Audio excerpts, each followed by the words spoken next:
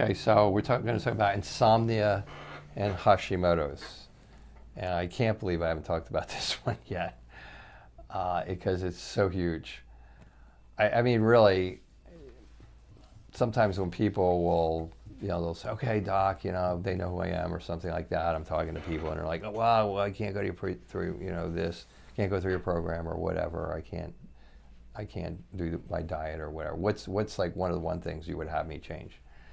And really, sleep is like way, way, way on top of the list of things that I would have them change relative to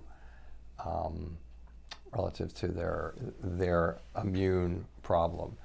I mean, if I put it right up there with gluten, and I'd put it right up there with certain supplements that are really, really, really can be really powerful in autoimmunity. It's way up there because when you get into REM sleep, when you get into that right sleep pattern, it's called restorative sleep. Basically, that's when healing accelerates. So whatever you're doing with your diet and whatever you're doing during the day, relative to your supplements, your diet, your other triggers, your exercise, you're not overtraining, all these other things they kind of come together when you sleep. This is for me, for me, this is like top. I strive to always get my sleep, and I have to sleep more than 8 hours. For those of you who have seen this for the first time, I have Hashimoto's and a number of other autoimmune issues. So I have to sleep more than 8 hours, and sometimes it's a long time. So I make sure I get to bed early. I make sure I get through the night. I make sure that when I wake up, I'm feeling refreshed, and if I'm not, I'll stay there until I am. I'll know when it is. So there's not an exact number of hours for sleep for an autoimmune patient. Probably is relative to how severe you are suffering, how many tissues are being damaged. Sleep, so sleep is very restorative. It also is controlled by a part of your brain called the hippocampus. It's the same part of your brain that is relative to short-term memory loss. Same area, because short-term memory turns into long-term memory when you sleep. So the same part of the brain is involved in your sleep rhythm. Sleep rhythm is huge. Circadian rhythm is huge. So I've had several patients over the years who have inconsistent work schedules. So there's working normal daytime, and then they switch over to night shift, and then they switch over to daytime, and then they switch over to swing shift. I'm in Reno, Nevada, where we have several casinos, and casino workers will have that happen to them regularly. They start getting sick, they start getting injured, they can't think as well because it's screwing up their brain, and they're not getting the proper REM sleep, and they're not getting the proper restorative sleep. So it makes them much more susceptible to getting sick. So the latest studies, and I always say latest because studies seem to change, but the latest studies that are being used in the field of brain rehabilitation are that the ideal REM sleep is between 10 p.m. and 2 a.m. in the morning, give or take an hour there, 9 to 3, but the course seems to be 10 to 2. So the recommendation is definitely to get to bed by 10 o'clock, preferably 9:30 or 9 o'clock, and be asleep by 10 o'clock, and then sleep through that cycle. I just had a patient, I was just looking at his stuff yesterday, and one thing he failed to tell me, that I was trying to figure out why his assessment form, why his symptoms looked the way they looked after about 6 weeks, because he had so many things that were so much better, but there were these weird symptoms. I'm like, this doesn't make any sense why these are not getting better.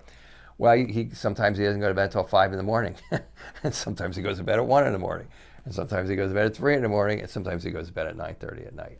That doesn't work. You will never get better doing that, like never. You should use this gauge of because it takes, like, let's just say you were on a night shift, going to a day shift, and you're not feeling so good, it takes somewhere between 1 and 3 months to reset that circadian rhythm. That circadian rhythm is like, I go to bed at night. I'm supposed to go to bed like when the sun goes down and get up like when the sun comes up. That's the original circadian rhythm. But at this point, it's more like you should be going to bed at like 9 o'clock to 10 o'clock at night, and then you should be getting up somewhere when you're rested.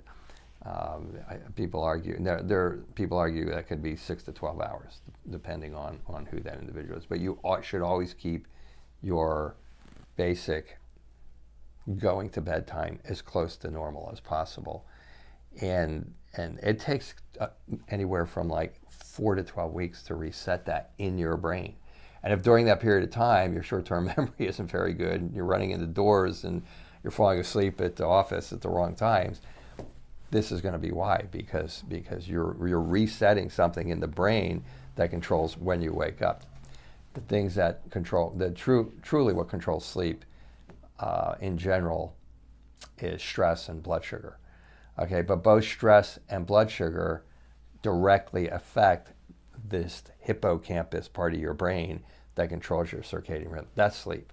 You can have good sleep hygiene, which you should, which is not having your computers on until you, not having your cell phones on until you go right to bed, or not doing excitatory things before you go right to bed, and having a dark room and not having LED lights in there, and not having your dog sleep on your head and stuff like that.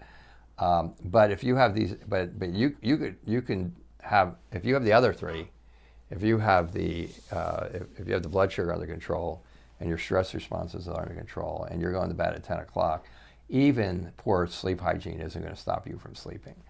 So sleep hygiene is so huge. And then when all of that happens, it creates inflammatory processes. When you get up, not only are you not healing, okay, but relative to Hashimoto's, you wake up, you can't go back to sleep, you're in kind of a little mini fight-flight response that causes inflammatory responses, and now that's stress. And now that will set off immune antibodies against your thyroid. A lot of you, when you wake up in the middle of the night and you can't get back to sleep, it's because you haven't managed your blood sugar properly during the day. It's dropped in the middle of the night. Your brain needs blood sugar. Your brain tells your adrenal glands, I need blood sugar, and your adrenal glands put you in fight, flight. And when you go into fight, flight, your body vomits out just tons of blood sugar from your liver, where it's stored for emergencies like fight, flight, and for famine and things of that nature. And now you're in fight, flight, same thing.